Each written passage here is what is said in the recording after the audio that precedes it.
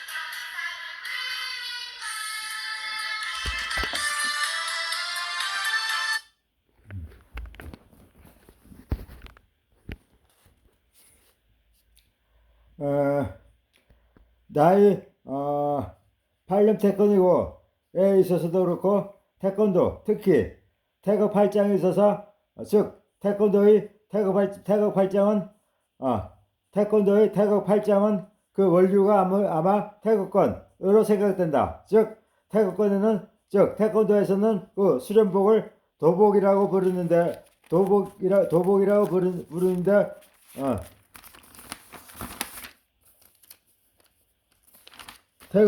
태극권에서는 무엇이라고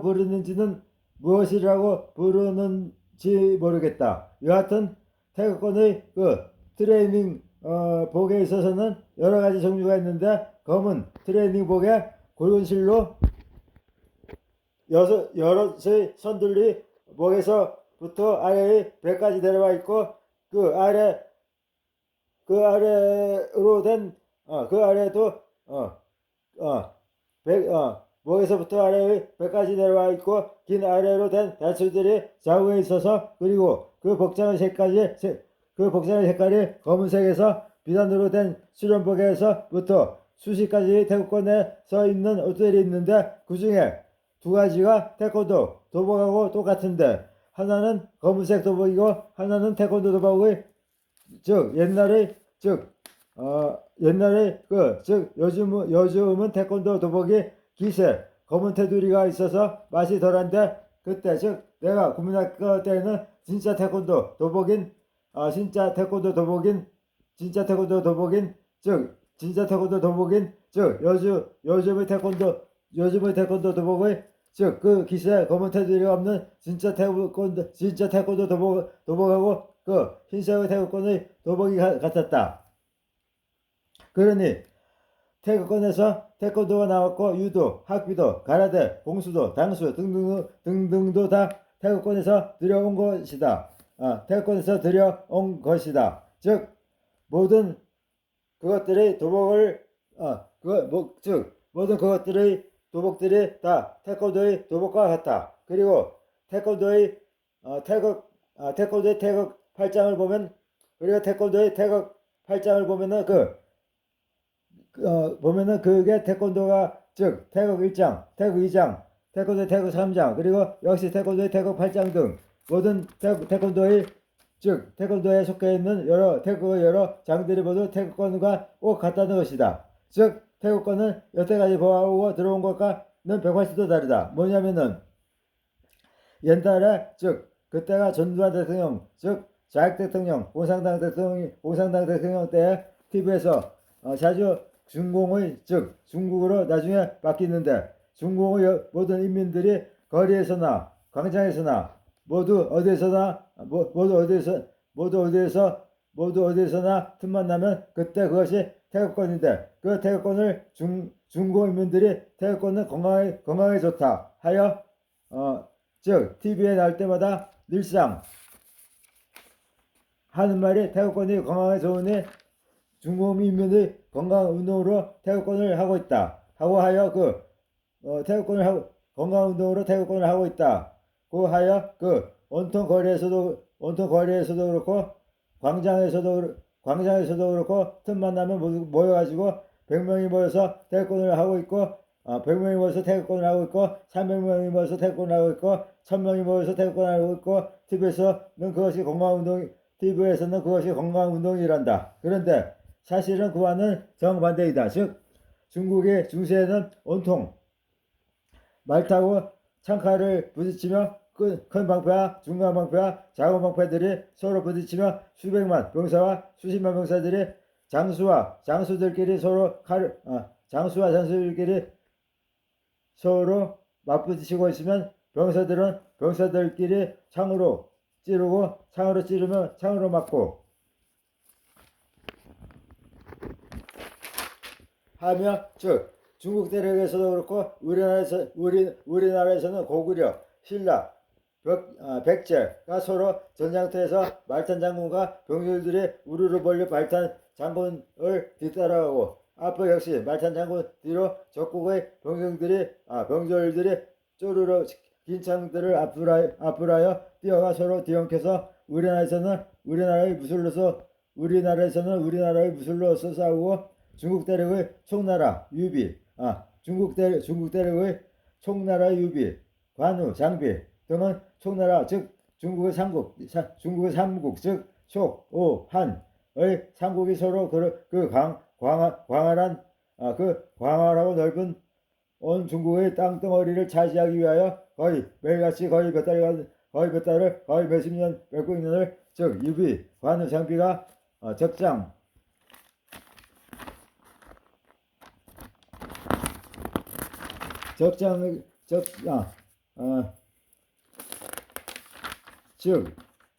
유비, 관우, 장비가 적장에 죽고 늙어 죽고 하여도 이번에는 또 그 유비의 아들, 관우 장비의 아들들이 역시 왕인 유비의 아들이 왕이 되고 그 유비 왕의 두 장수인 그 유비의 아들 왕인 왕의 두 장수인 관우 장비의 아들들이 역시 유비의 아들 왕의 장수가 되어 또다시 계속해서 총나라, 오나라, 한나라의 즉 삼국의 전쟁은 그칠 줄 모르고 계속된다. 그리고 역사상 그 온 세계의 모든 땅덩어리 위의 중세에서도 그렇고 즉 고대 그리스의 아테네, 스파르타, 마케도니아 그리고 고대 그리스의 여러 도시 국가들과의 사이에서도 서로 누가 그 도시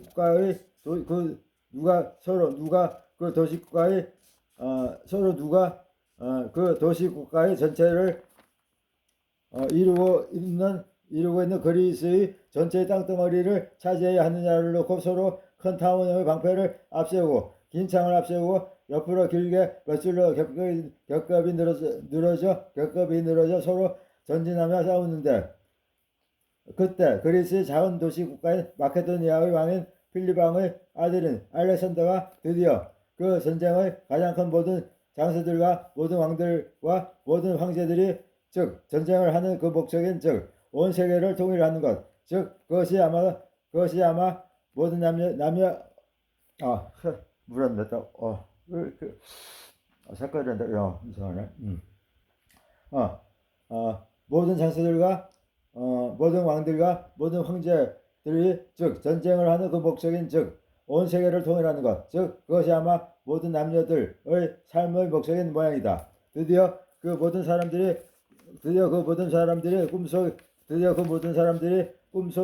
꿈속으로만 생각하던 즉 온 세계를 창으로 정복하기 시작하여 온 세계를 창칼로 정복하기 시작하여 금방 알렉산더 대왕 이 세계를 정복하기 직전에 몇몇만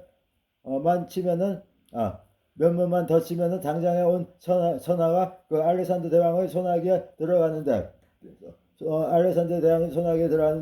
그만 운 나쁘게도 적장에 죽은 것이 아니라 모기에 물려 말라리아에 걸려 병사하고 만다.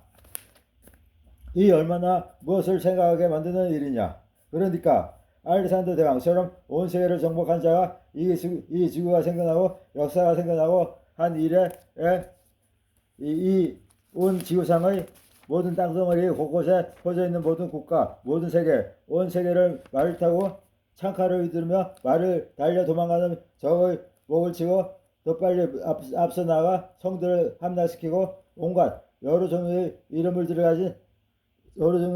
이름들을 가진 즉 페르시아, 소아시아, 아라비아, 동유럽, 서유럽, 아프리카, 동아시아, 아시아, 유럽, 아프리카, 중동 등등의 여러 들어보지도 못한 나라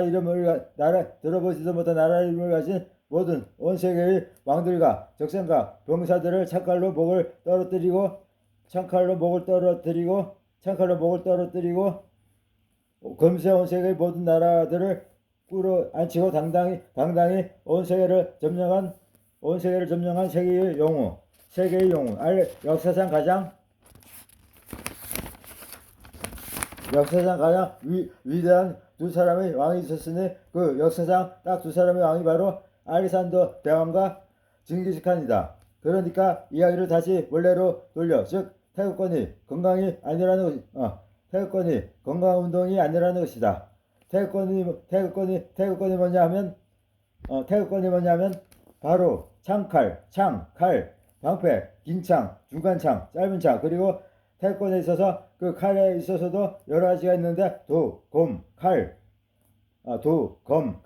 그러니까 검, 칼, 긴 창, 방패 등의 사용을 목적으로 하는 무술이 바로 태권이다.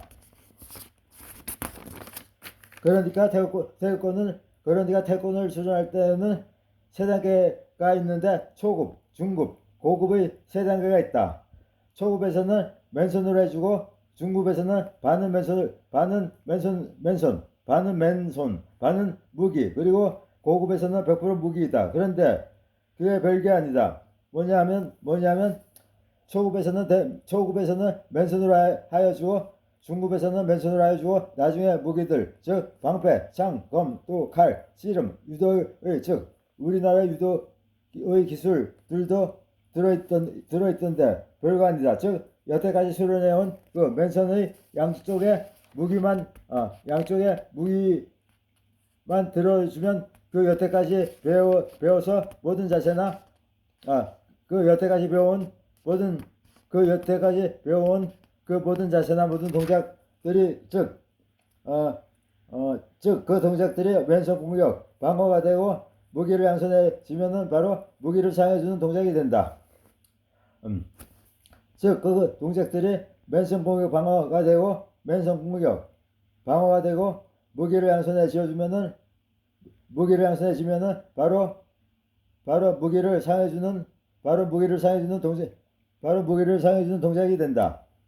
바로 무기를 사용해주는 동작이 된다. 그리고 태국에서는 항상 양손에 무기를 쥔다. 그러니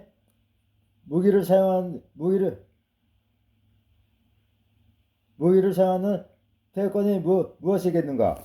즉 그것이 바로 관우, 장비, 당태종, 이세민, 온 중국 대영을 점령한 중국의 모든 황제들이 바로 이 태권을 사용한 것이 아니겠는가? 그러니 태권이야말로 과학적이고 가장 합리적이고 가장 우수한 무술인 것이다.